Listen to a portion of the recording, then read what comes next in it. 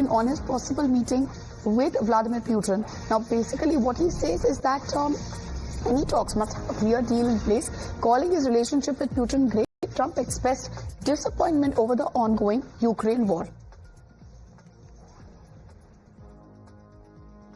Russia have to do for you to reschedule your meeting with Putin? We have to know that we're going to make a deal. I'm not going to be wasting my time.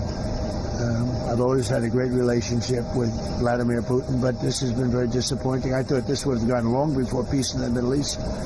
I mean, we have Azerbaijan and Armenia. That was very tough. In fact, Putin told me on the phone, he said, boy, that was amazing because everybody tried to get that done and they couldn't. I got it done.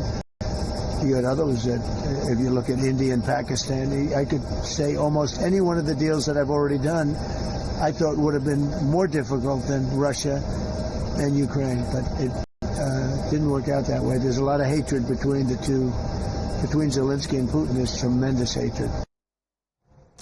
Okay, Mr. K.P. Fabian, former diplomat, has joined us on the phone line. Morning, sir. Thank you for joining us on Times Now. Sir, Donald Trump weighing on in this possible meeting with Vladimir Putin, saying that any talks must have a clear deal in place. He also says that he's very disappointed with the ongoing Ukraine war. In the backdrop of all of this, he's obviously eyeing Russian oil, the sale of oil. Even before meeting, the President Xi Jinping says that he's going to discuss the Russian oil purchase issue with China. Obviously, it's in the backdrop of what's happening in India. How do you see all this playing out, sir? Thank you. Let us look at the big picture as far as it is possible to do that based on what is available on the public domain, because I'm not part of the government.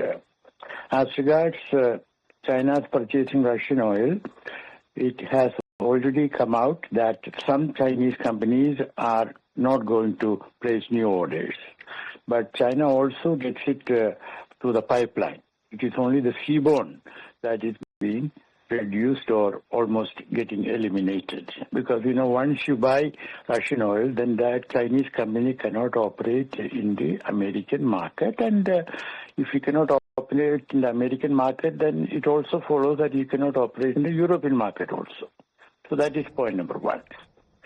But nevertheless, whether Trump will take it up with Xi Jinping and what reply Xi Jinping will give is a matter of speculation, because Xi Jinping is not going to give the impression that he has succumbed.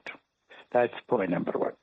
Point number two is that as regards the sanctions on Russian oil, they are supposed to take effect from 21st of November.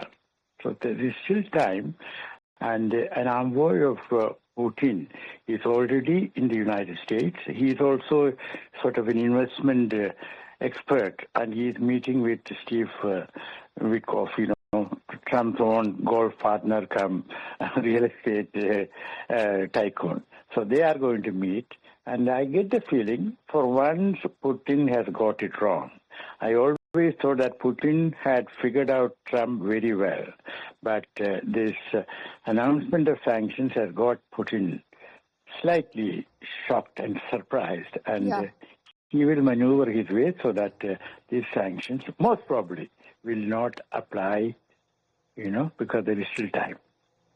Absolutely. And Donald Trump, sir, has also said that he's 100% open to talks when it comes to North Korean leader Kim Jong-un. He's also signaled a potential face-to-face meeting and said the door is open for that particular dialogue. KP Fabian, sir, do stay with us because